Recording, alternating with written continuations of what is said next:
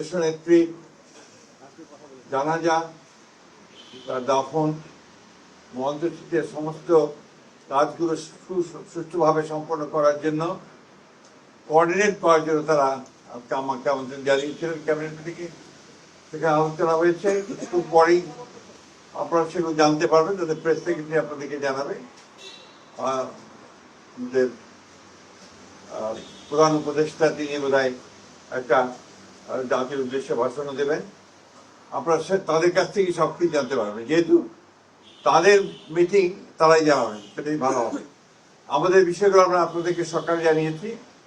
আর আমাদের 12:30টার সময় আমাদের স্ট্যান্ডিং কমিটির একটা মিটিং আছে বিএনপির। সেই মিটিংয়ে আমাদের সমস্ত সিদ্ধান্তগুলো চূড়ান্ত করে আমরা আপনাদেরকে আবারও জানাবো, টাইমটা জানতে থাকবো। সেই ক্ষেত্রে আপনাদের কাছে আমরা সর্বাত্মক সহযোগিতা চাইব।